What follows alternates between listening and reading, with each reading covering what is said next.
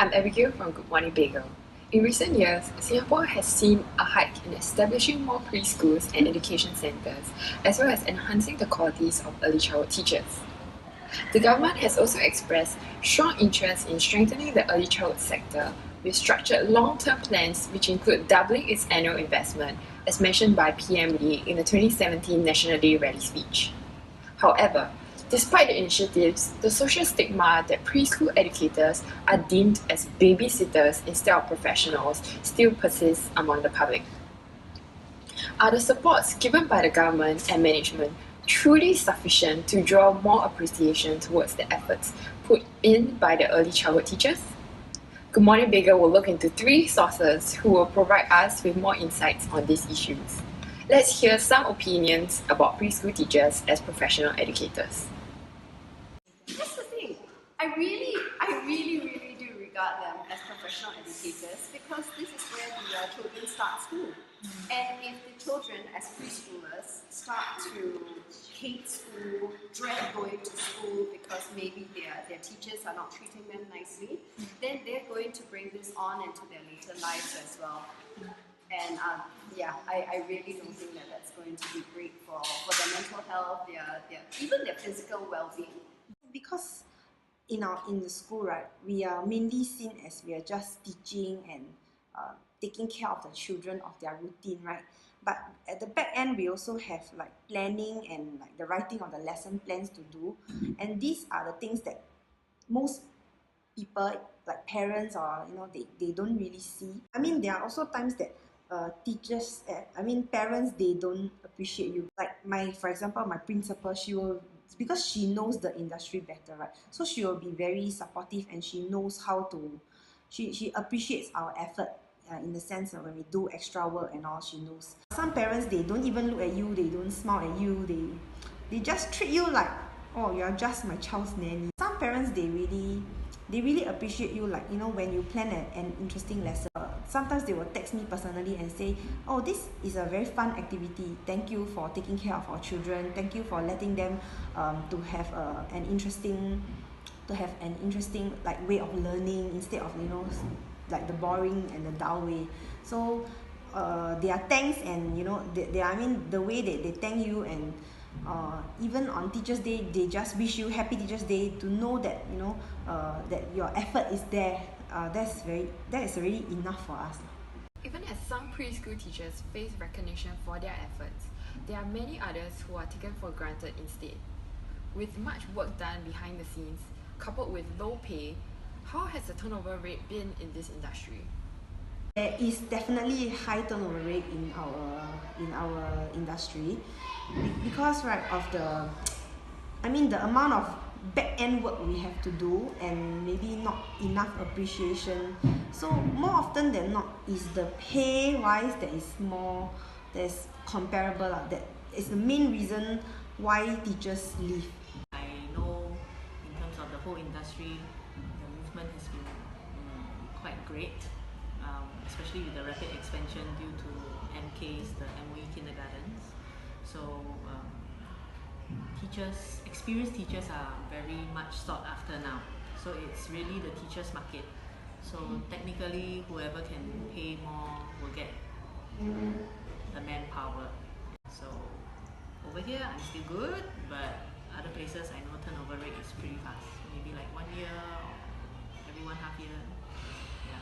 Mentioned earlier by the preschool teacher we interviewed, support is one of the factors which motivates them to stay on. Now we'll look into the kinds of support the teachers can receive from various outlets. Mainly is in terms of emotional support, because like only the principal, they really know how tiring and whatever we are doing, so they are able to support us. And what can keep us in the industry is mainly like support from your fellow colleagues, support from the parents, and support from your principal, of course. And of course, back to the pay again, and the benefits that the company can give you. Right now, with the government taking an interest in this industry, a big interest in this industry, actually I think they've done a very good job in terms of providing the skill structure, providing the course and trainings to complement the skills that they think are required for the early childhood sector.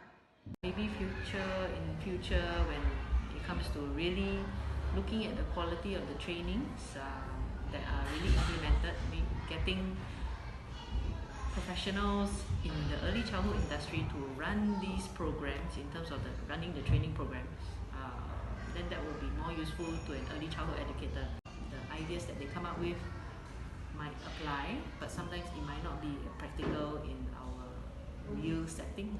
Yeah, so hopefully in time to come, that can be tweaked towards really catering to the needs of this industry. With Singapore government stepping in and taking an interest in early childhood educators, what can we expect for the future of this industry? A principal of a private preschool shares her thoughts. It's a good thing in a way because the demand is there. We really need many teachers, and they have done this industry justice by bringing up the profile, having programs that there's that propaganda to build up the profile. In terms of social standing, it has moved up. So with that social standing moving up, there are more young people who are considering this as a career possibility. It does bring in the numbers, and they are also actually providing a lot of scholarships and subsidies to get people into the industry.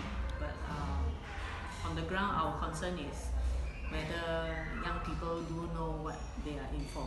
In Singapore, the government are not really recognizing our effort and not recognizing this industry as a whole yet.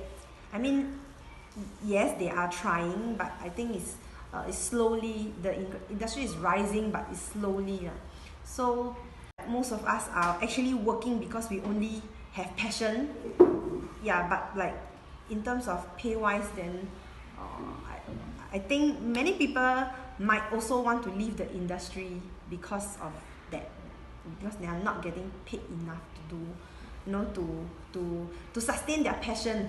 For past 6 years, because of my passion, and I still find I still enjoy teaching kids, especially when you have seen them grown from like really like maybe 18 months to all the way up till they are 6 and ready for primary school. Is the sense of achievement that keep you going. There's also for the enhancement to your career path. It's not just the end as a teacher.